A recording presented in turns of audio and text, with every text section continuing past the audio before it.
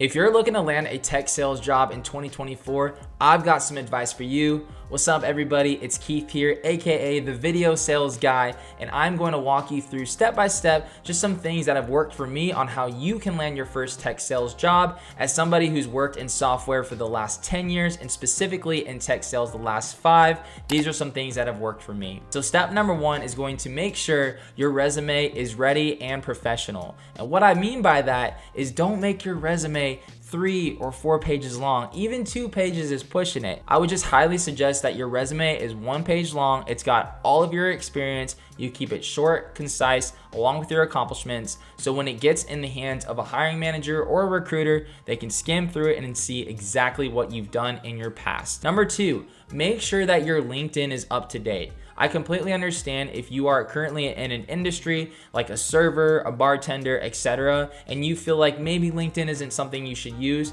I would highly reconsider that because you can really make your LinkedIn look professional just with a couple easy steps. I'd recommend having a professional headshot. You've got a banner at the top of your page. Fill out your about section, list out all of your recent experience, whatever you've done in your life, right? That's really gonna just help you have it all together, along with if you went to college or you went to school. And then also there's a section on LinkedIn where you can include people that have recommended you. So maybe you've worked with people in the past and they can leave you some nice words. So that way, if a hiring manager comes to your page, they will know, okay, this person looks like a good potential worker for our organization. Number 3 is where you're gonna get really creative leveraging LinkedIn. So obviously we know that the job market has been pretty tough right now with the economy. We had COVID a few years ago, etc. You gotta go a little bit more above and beyond when it comes to getting in front of people in tech sales from my experience. And that's going to be by leveraging personalized video and or audio messages. So whenever you are applying and you submit your resume, whether it's on LinkedIn or through the company's direct website,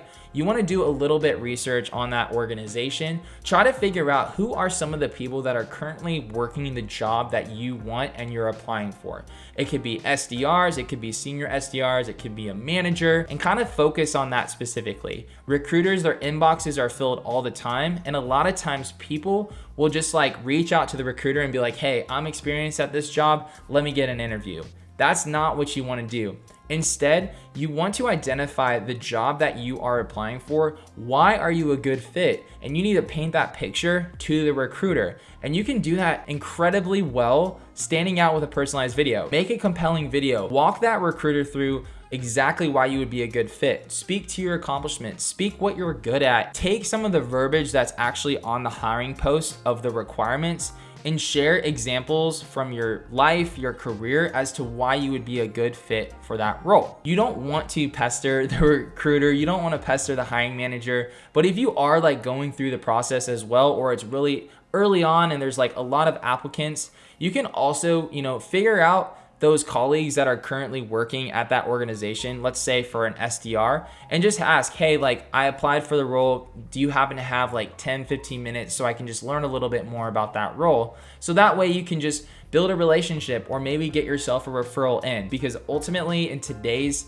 economic climate, you got to do more than just sending in a resume, right? The other piece of advice that I have is apply to a lot of jobs, specifically for SDRs or account executives. Companies are hiring like crazy right now, so don't just like put all your eggs in one basket. You might come to find out that you can apply for multiple jobs, and then over time you'll get an interview. And also, if you've worked in other industries before and you're connected with multiple people on LinkedIn, and take a look at that hiring post on LinkedIn, you might even see people that you've worked with in the past that are currently working for that organization. Every job that I've actually gotten to this day, a lot of times has come from a direct referral from somebody I might know at that company, or just standing out from the noise and leveraging some of these skills that I've shared in this video to help me get in front of the right people. All in all, you want to have a really good attitude about applying for these jobs, but you don't want to like over communicate and say like, oh, I'm the best person ever. You want to get very specific at what you're good at and why you're good at it. So don't ever give up and don't get discouraged if you don't hear from like a hiring manager or a recruiter immediately. Just know that like these things definitely do take time. And the last thing I'll say about getting a job in tech sales is just because you don't have existing tech experience does not mean that you will not be a good fit.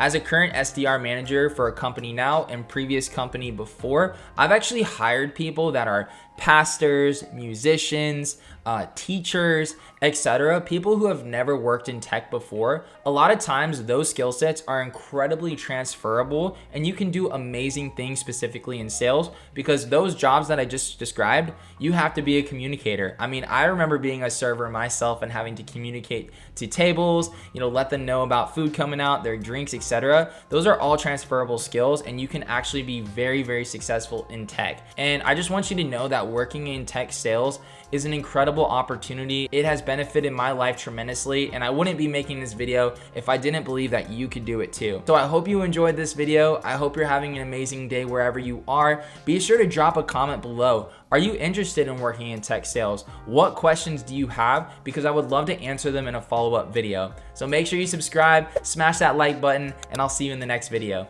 Take care.